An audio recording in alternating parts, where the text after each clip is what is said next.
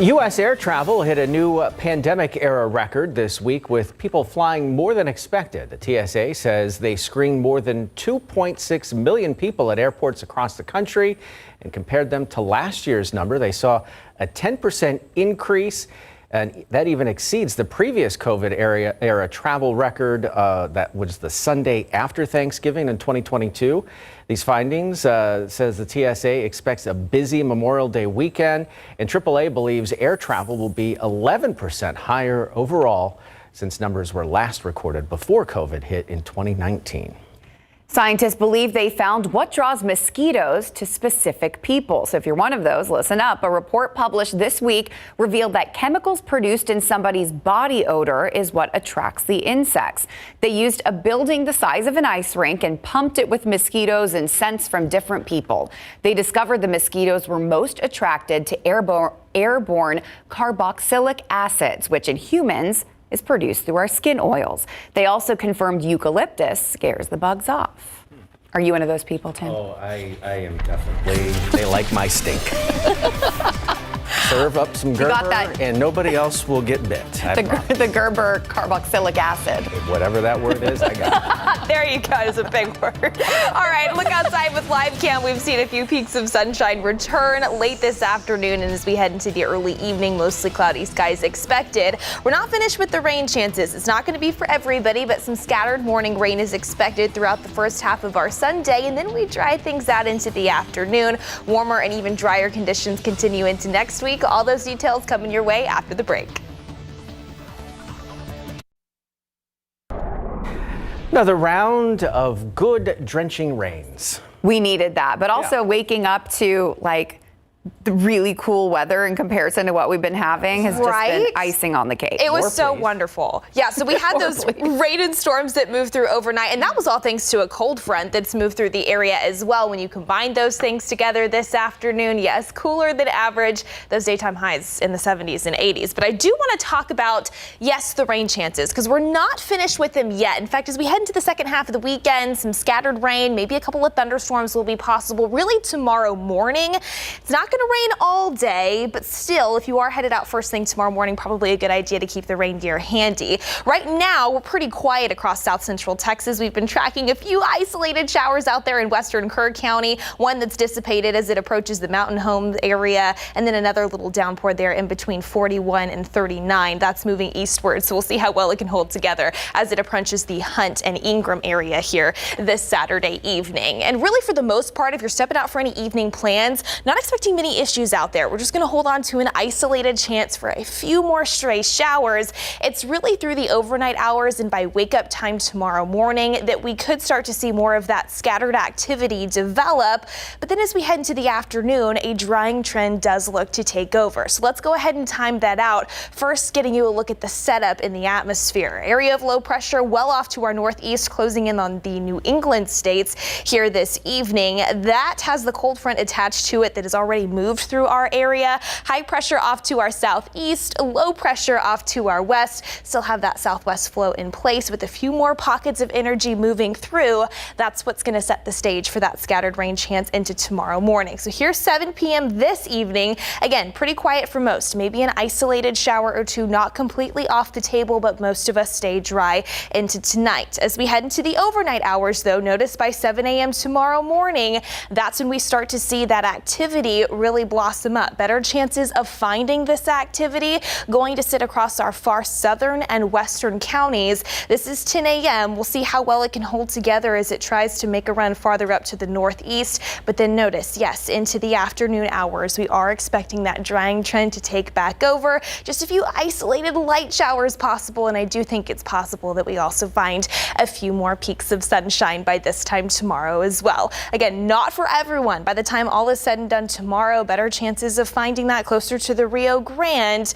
And really, in terms of rainfall totals, we could see anywhere between half of an inch to even an inch of rain in spots. Don't get locked in on exact numbers and exact locations here because it isn't perfect, but we'll see what we can find before the weekend is over. Let's talk temperatures now. Notice we have seen a few peaks of sunshine out there here in San Antonio. 79 degrees, a dew point of 65, so that moisture is still in the air. As we head into the overnight hours by wake up time tomorrow, 60s for most of us, 67 here in town, 65 in Bulverde, 69 over in Floresville. Here's your KSAT 12-hour forecast. 70 degrees by 10 a.m. Temperatures don't budge a whole lot throughout the first half of the day, but as we head into the afternoon, 74 by 1 p.m. and then as we see that drying trend take over, daytime highs topping off in the upper 70s here in San Antonio, around 78 degrees for your Sunday. Notice into next week, we really start to dry things out even more so. We see some more sunshine return, and those temperatures will warm up because of that, a little bit closer to where we should be for this time of year, with those afternoon temperatures climbing into the upper 80s and even a few low 90s, guys. Ooh, see, we get another couple days, though, of it being cooler. I'm not going to jinx anything. I'm just going to take that and like it. All right, Andrew's going to tell us about the East Central softball team knocking out the champs. That's right. Last week, East Central made school history just by making it to the fourth round. Today, they made school history again by knocking out the defending state champs. When we come back, we'll hear from the Hornets and get to the highlights from an incredible Game 3. Plus, Coach Pop gets his chance to work with another generational talented 7-footer. Got that too next.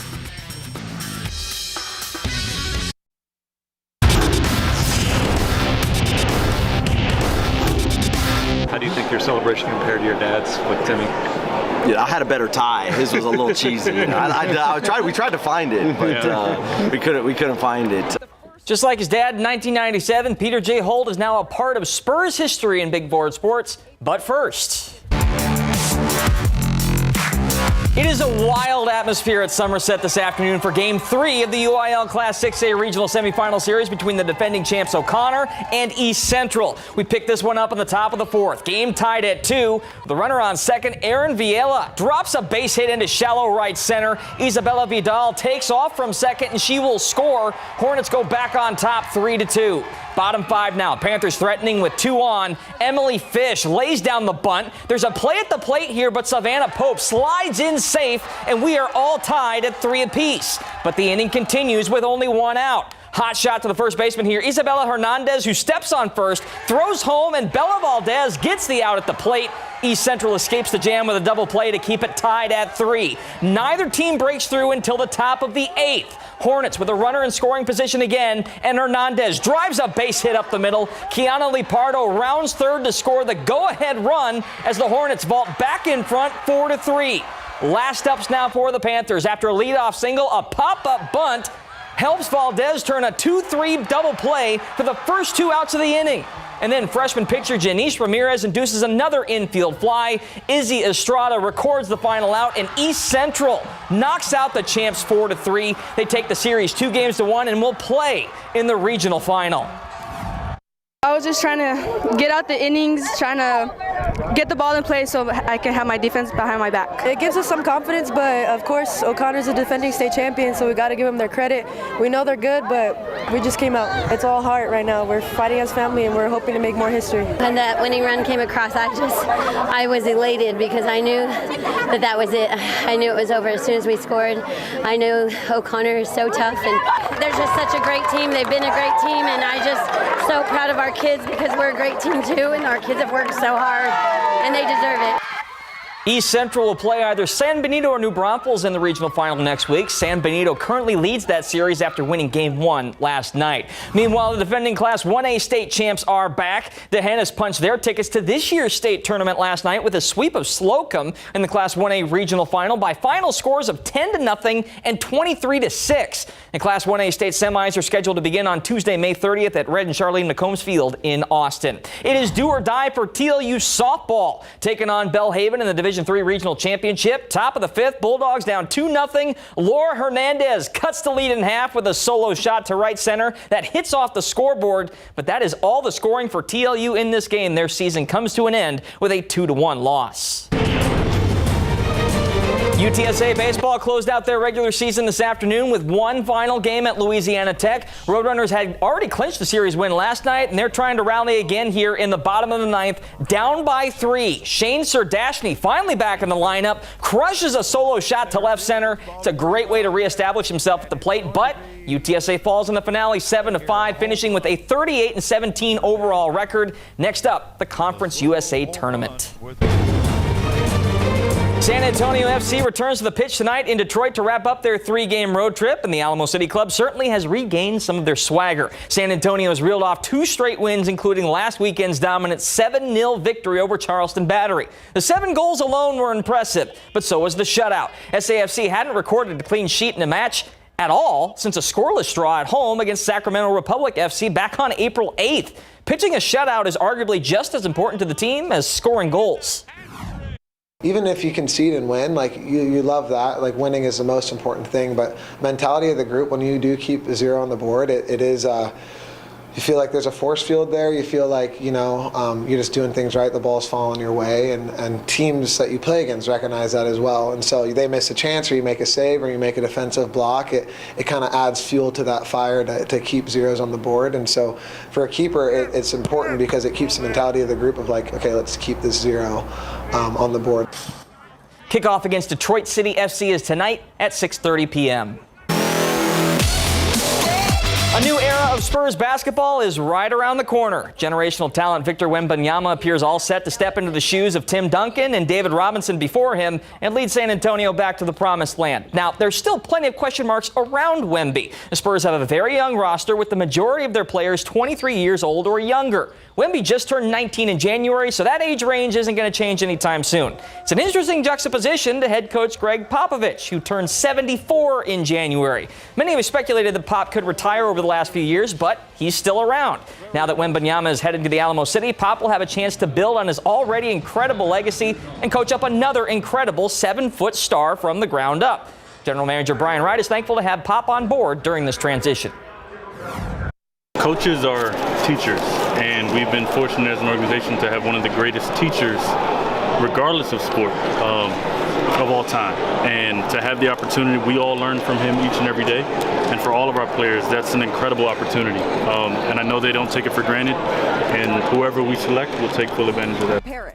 Being a little facetious there, Wemby officially becomes a Spur on draft night on June 22nd at the Barclays Center.